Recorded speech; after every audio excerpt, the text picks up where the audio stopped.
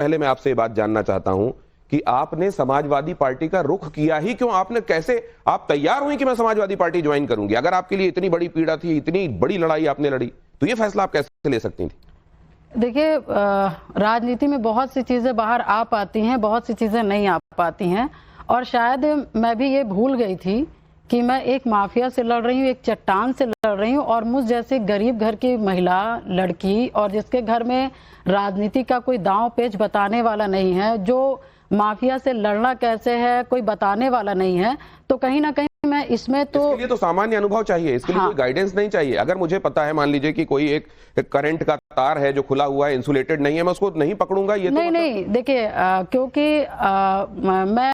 मध्यम परिवार से आई हूँ, तो क्योंकि जो घटनाएं होती, क्योंकि जो खुली किताब जैसी होती उसको कोई पढ़ सकता है, मगर पीछे आपके साथ चार लोग मिलकर के जो षड्यंत्र करते वो आप नहीं समझ सकते। इसी तरह से ऐसा तो नहीं है कि आपको लगा कि पहले मेरा चुना जाना जरूरी है, मेरे लिए टिकट जरूरी है, समाजवादी से मिल सकती है, मैं यहाँ कौशाम्बी में चायल से लड़ सकती हूँ, इसी में जीत सकती हूँ, पहले जीतना जरूरी है, इसलिए मैं ज्वाइन नहीं, नहीं, मैं बस आपका 2 मिनट लूंगी, मैं बात स्पष्ट करूंगी। क्योंकि देखिए, अतीक अहमद जो था, जब वो उसका 17 में टिकट कटा, तो और मैं 17 पे चुनाव लड़ी, 17 में मैं चुनाव लड़ी, इत्तेफाक से वो चुनाव में हार गई थी। उसके बाद जब अतीक को लगा कि मैं समाजवादी से निकाल दिया गया हूं और मैं अनाथ हो गया हूं, मुझे एक घर चाहिए, तो प्लानिंग करके सबसे पहले बीएसपी से पूजा पाल को निकाला गया। वो पूजा पाल का जो चुनाव हार चुकी है, अब वो कहीं ना कहीं कमजोर हुई है, उस समय तो उसको कैसे और कमजोर कर दिया जाए, इस वजह से अतीक ने अपना दिमाग लगा करके वहां के जो कोऑर्डिनेटर्स थे बीएसपी के, वहां पर मुझे बीएसपी से निष्कासित कर दिया गया, और अपनी वाइफ को, शाइस्ता परवीन को, बीएसपी में ज्वाइन करा करके इलाहाबाद प्रयागराज में जो महापौर का जो चुनाव था उसके लिए वहां पर बीएसपी में लाकर एंट्री करा दिया गया। को भी बताती हैं कि आपका बसपा से निष्कासन भी असल में अतीक की प्लानिंग थी, उसकी साजिश थी जी। आपका बीच में जो विवाह का प्रसंग है वो भी आप कहती हैं कि आप सपा का तो सुनिए ना, कि जब अतीक अहमद जब बीएसपी में चला गया, तो मैं, क्योंकि मैं भी दुश्मनीदार महिला हूं, और अब मैं इतना तो कहना चाहूंगी कि मेरे अंदर जख्म बहुत बड़ा था, मुझे पीड़ा बहुत था, और शायद मैं विधायक न बनती, मैं राजनीति में ना आती, तो भी एक जो हमारी भारतीय संस्कृति में जो महिला है, ऐसा नहीं कि महिला कमजोर होती है, महिला को चाहे राजनीति मिले चाहे ना मिले, शायद मैं राजनीति ना करती, मगर मैं तब भी लड़ती, मगर शायद उस पूजा पाल की भी हत्या हो जाती। शायद मैं जो आज यहाँ पर जिंदा हूँ, तो मैं जिंदा नहीं रहती, मगर जो पूजा पाल की जो सोच है, जो पीड़ा थी, वो पूजा पाल लड़ती। नहीं, अब तो ये लोग कह रहे हैं कि आपने असल में खुद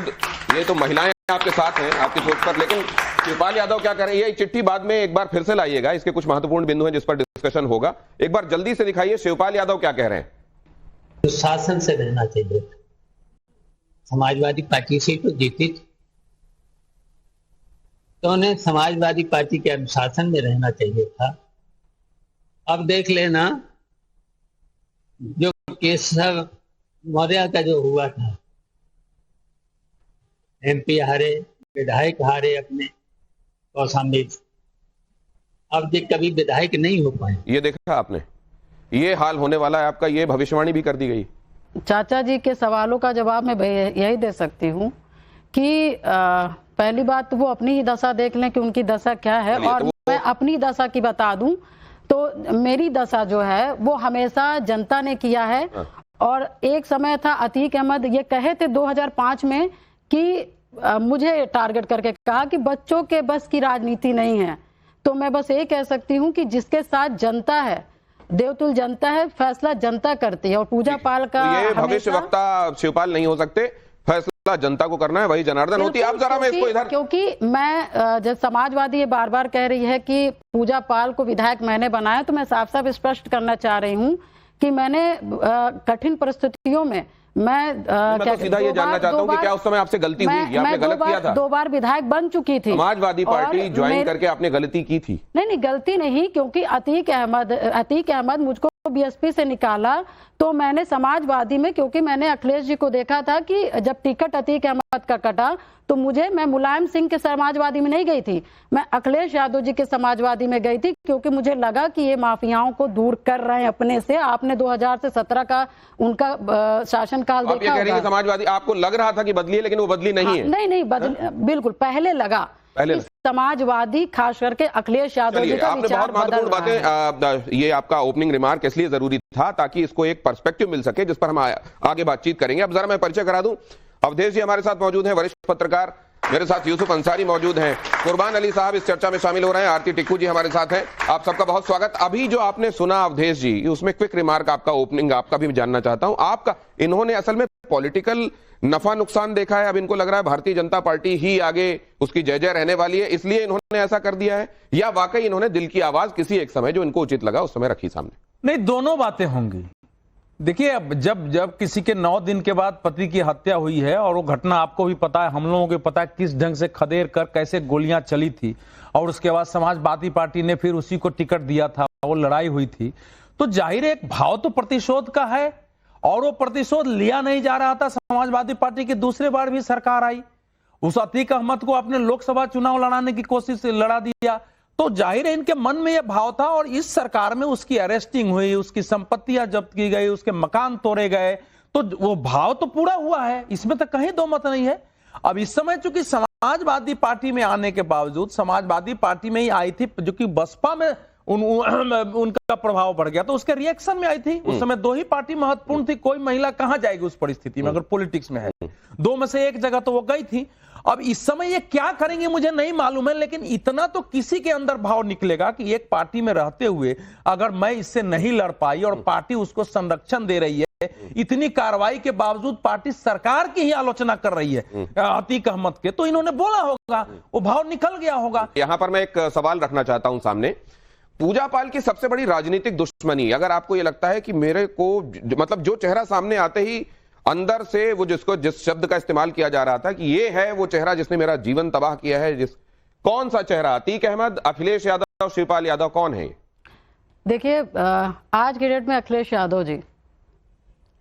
राजनीतिक रूप से, क्योंकि देखिए हमारी कोई दुश्मनी नहीं है अखिलेश यादव जी से, मगर जिस तरह से हम पिछड़ी जात समाज की महिला हैं और नॉर्मल फैमिली से आकर के कितने संकट झेल करके हम लोग ने अतीक अहमद से लड़ने का काम किया, और जब हमारे और उत्तर प्रदेश की हम जैसी लाखों पीड़ित महिलाओं को जब इंसाफ मिलने का काम हुआ, चाहे वो ईश्वर ने किया हो, चाहे हम जैसी महिलाओं की, 1000 महिलाओं की आवाजें ईश्वर ने सुनी हो, और जब हमारे दुश्मन के ऊपर विपत्ति आपत्ति आती है तो यही अखिलेश यादव जी उनके पक्ष में खड़े हो जाते। ऐसे तो हम लोग भी सवाल, हमारी जैसे महिलाएं भी सवाल उठाती हैं ना कि जब इनके सरकार में विधायकों की हत्या हो जाती है, वो भी तो अनुसार जो इनके विधायक और सांसद कर देते हैं, वो भी तो कहीं ना कहीं इनके सरकार में और इनके सरकार रहते हुए इनके पर सवाल उठाती है, तब ये अनुशासन क्यों भूल जाते हैं? सवाल ये भी है कि इस तरह ये अनुशासन इस बात का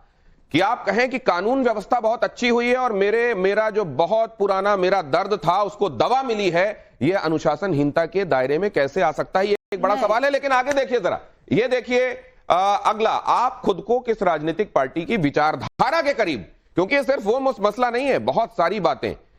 हिंदुत्व की विचारधारा को लेकर भारतीय जनता पार्टी चलती है, समाजवादी पीडीए की बात कर रही है, कांग्रेस एक न्याय की बात करती है, आप किसके करीब पाती हैं? आप समझती हैं कि नहीं मैं इससे अलग ही हूं?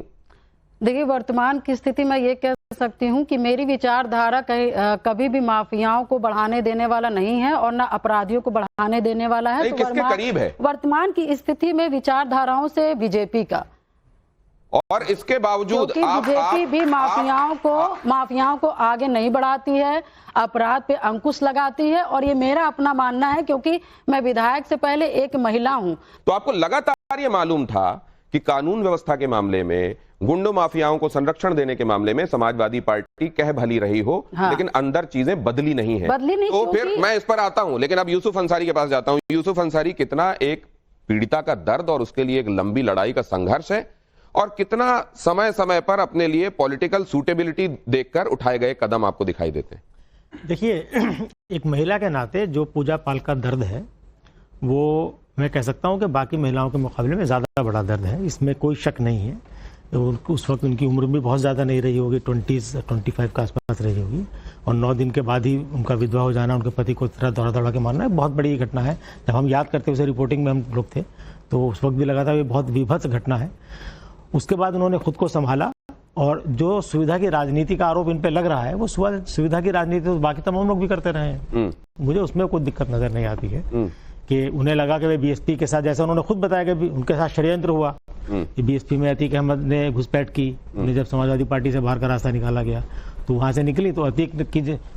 यहाँ उन्हें लगा कि भाई समाजवादी पार्टी में जाके इनको राजनीति में दोबारा से एंट्री। कोई काबिले एतराज चीज दिखाई दे रही है आपको? लगता है सब ठीक? मुझे तो ये बाकी लोग भी करते हैं, अगर उसमें पूजा पाठ नहीं कर लिया तो उन्होंने कौन सा पहाड़। और इन्होंने जो सदन में कहा वो एकदम स्पष्ट बात कही। सदन में जो उन्होंने कहा वो इन्होंने कहा मुझे इंसाफ मिला है, इस पर तो मतलब इंसाफ तो नहीं मिला है, जिन्होंने मिट्टी में मिला दिया। तो क्या आप ये मानती हैं कि साहब अतीक अहमद और अशरफ को की जो हत्या हुई है वो मुख्यमंत्री ने कराई है? मिट्टी में मिला दिया तो ना मुख्यमंत्री ने कहा था, उनको तो 2 गुंडों ने गोली मारी। नहीं। और किसी भी प्रदेश में, देश में एक न्याय व्यवस्था नाम की चीज है।